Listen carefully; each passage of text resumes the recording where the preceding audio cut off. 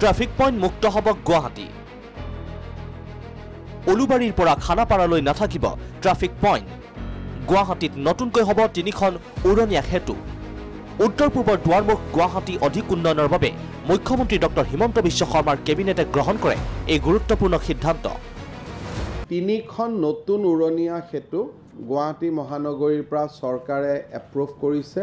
এখন ফ্লাইঅভাৰ হ'ব ডাউনটাউন হস্পিটালৰ সন্মুখত, এখন ফ্লাইঅভাৰ হ'ব ফটাখিল, যিটো গড়চুক ৰাস্তাত ফটাখিল চাইকেল ফেক্টৰী, তাতে এটা ৰাস্তাত এখন ফ্লাইঅভাৰ হ'ব, আৰু থাৰ্ড ফ্লাইঅভাৰ যিটো কুমাৰপাৰা ফটাখিল ৰাস্তাৰ ওপৰত হ'ব।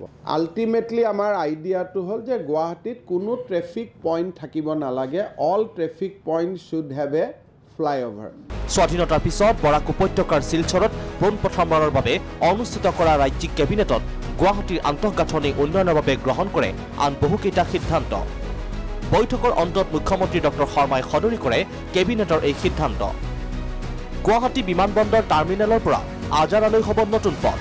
এটা হৈছে গুৱাহাটী এয়াৰপৰ্টৰ টাৰ্মিনেল বিল্ডিঙৰ পৰা আজাৰালৈকে নতুন ৰাস্তা এটাও ৰাইটছৰ পৰা প্ৰিলিমিনাৰী DPR হৈছিল, তাকো আমি আজি অনুমোদন কৰিছোঁ। গৌৰীপুৰৰ ওপৰত যাতে গুৱাহাটী নতুন ব্ৰিজখনে নেশ্যনেল হাইৱে গৌৰীপুৰত লাগোতে যাতে কষ্ট নহয়, তাৰ কাৰণেও আমি ট্ৰাম্পেট এটা যোৱা কেবিনেটত আমি এপ্ৰুভেল কৰিছিলোঁ। দক্ষিণ পূব এছিয়াৰ দুৱাৰমুখ হিচাপে গুৱাহাটীক আমি এলিভেট কৰা যিটো কাম, সেই কামত আমি লাগি আছোঁ।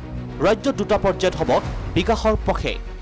শিলচৰত অনুষ্ঠিত কেবিনেট বৈঠকতে ৰাজ্যৰ উন্নয়নৰ বাবে গ্ৰহণ কৰা হয় আন বহুকেইটা সিদ্ধান্ত। সেই অনুসৰি 2টা পৰ্যায়ত অনুষ্ঠিত হ'ব বিকাশৰ পথে অনুষ্ঠান।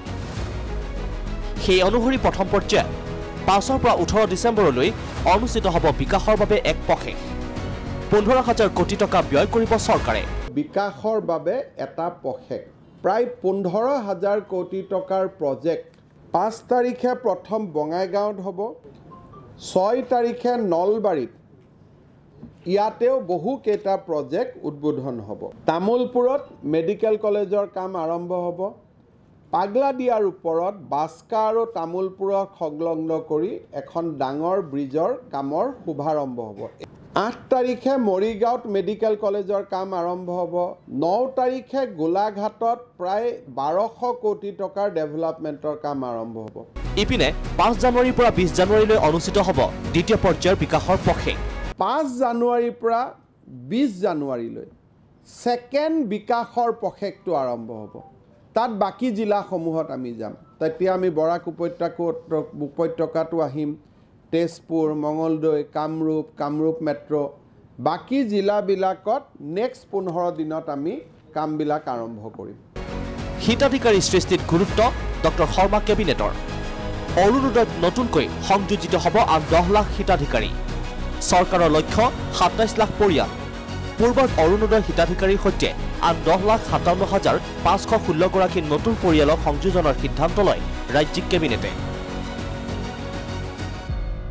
অহা মাৰ্চৰ ভিতৰত নতুন সংযোজনৰ লক্ষ্য লয় চৰকাৰে। এই অৰুণোদয় আঁচনিৰ বাবদ ৰাজ্য চৰকাৰৰ ব্যয় হ'ব 4,000 কোটি টকা। শিলচৰৰ বৈঠকৰ অন্তত সংবাদমেলত কয় মুখ্যমন্ত্ৰীয়ে 10,57,516 গৰাকী নতুন অৰুণোদয় হিতাধিকাৰী সংলগ্ন কৰিবলৈ আমি সিদ্ধান্ত লৈছোঁ। তাৰ ফলত অৰুণোদয় বেনিফিচিয়াৰী সৰ্বমুঠ 27,77,000 পাবগৈ। অৰুণোদয় আঁচনিত এতিয়া এনুৱেল আউটগ' উইল বি 4,000 crores হ'বগৈ। বিধৱা পেঞ্চনপ্ৰাপ্ত মহিলায়ো অৰুণোদয়ত অন্তৰ্ভুক্ত হ'ব বুলি ঘোষণা মুখ্যমন্ত্ৰীৰ। কেৱল ইমানেই নহয়, ডক্টৰ হিমন্ত বিশ্ব শৰ্মাৰ কেবিনেটে গ্ৰহণ কৰে বহুকেইটা জনহিতকৰ পদক্ষেপ। উল্লেখ্য যে মুখ্যমন্ত্ৰী ডক্টৰ হিমন্ত বিশ্ব শৰ্মাই দিছপুৰৰ শাসনৰ বাকজৰি চমজি লোৱাৰ পিছৰ পৰাই ৰাজ্যৰ বিভিন্ন প্ৰান্তত অনুষ্ঠিত কৰি আহিছে কেবিনেট বৈঠক।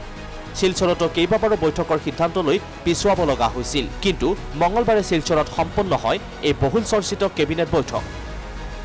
শিলচৰত সম্পন্ন হোৱা এই কেবিনেট বৈঠকতে বৰাক উপত্যকাৰ বাবেও গ্ৰহণ কৰে বহুকেইটা গুৰুত্বপূৰ্ণ আঁচনি। ভেলী ইঞ্জিনিয়াৰিং কলেজৰ কাৰণে আমি এটা এডিশ্যনেল গ্ৰাণ্ট দিছোঁ 15 crore।